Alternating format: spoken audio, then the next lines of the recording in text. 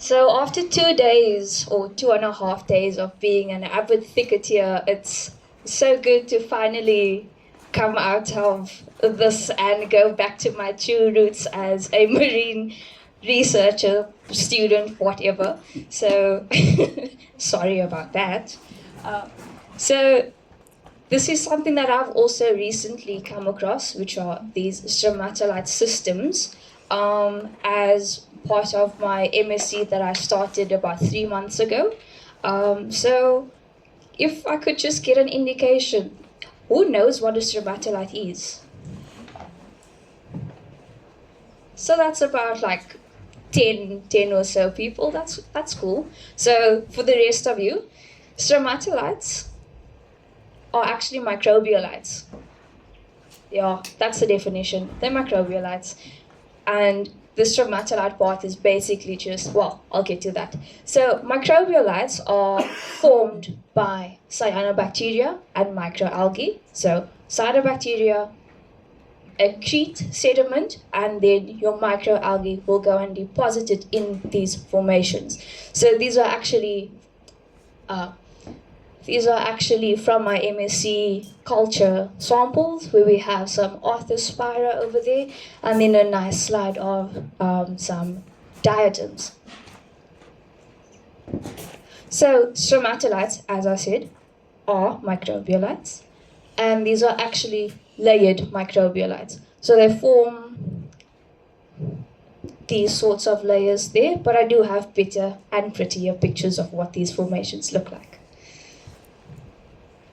But stromatolites and their importance, and stromatolites in the past versus stromatolites now, has become a huge topic of interest within the slime research group that I will chat about a little later. So stromatolites in the past, essentially, well, these were the homes, or are the homes, of cyanobacteria, and this is, in our current understanding, where life emerged 3.5 billion years ago.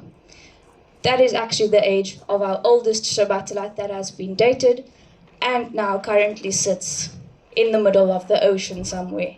It is no longer actively accreting, so this is actually a fossilized, or these are fossilized stromatolite systems, and stromatolites now, which are actively accreting, are found in very few locations in the world, with notable ones being at Shark Rock in Australia, on Western Australian coast, and we've got a few systems along our coast. To zoom into that, these are where our stromatolites are found along our coast. So we've got a few on the west coast, with quite a few on our East Cape coast, right up to Richards Bay. The first stromatolite, or actively accreting stromatolite, in South Africa was found in 2002, when I was probably a few months old. And in 2014, stromatolites were found. Wow. So this is where NMU is situated, and stromatolites were found close to home, along our coast over here, in 2014 only. And I'm not sure when the university was founded, I think in the 70s. So that's a good couple of years of walking along the coast and not knowing that we are actually stepping on these amazing ecosystems. So if we're looking at the stromatolites along our coast, this was on my first sampling trip, some pictures that I got from there. So we've got these pools. They're kind of spongy. So you walk and you're like, oh, why does that feel like that? And you're not knowing that these are actually these amazing systems that we're looking, like you're actually champing on. And if you go and look, they are classified in various mesofabric types, which I won't get into. But they then form these layered accretions that look like that.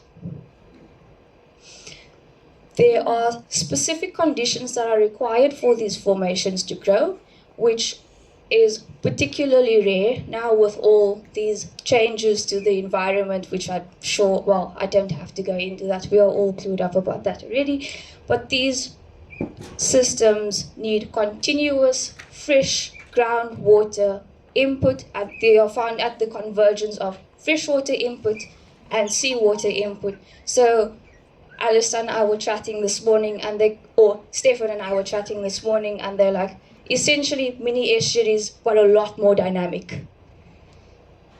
They also form abiotic gradients, such as an estuary in terms of nutrients. So we have a lot of nutrient input from the freshwater system or the groundwater seepage. And then, of course, salinity changes as you go from your lower pool up to your higher pools. And bicarbonate also changes throughout. Since 2014, about 3,000 papers have been published by Dr. Gavin Rishworth and his research team, which has covered the pool conditions, the ichthyoplankton. They've looked at the invertebrate communities, and they have touched on the microalgal community assemblages.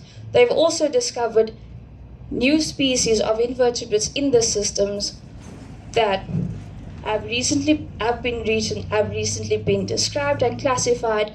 So these are also very, very cool for taxonomists, I guess.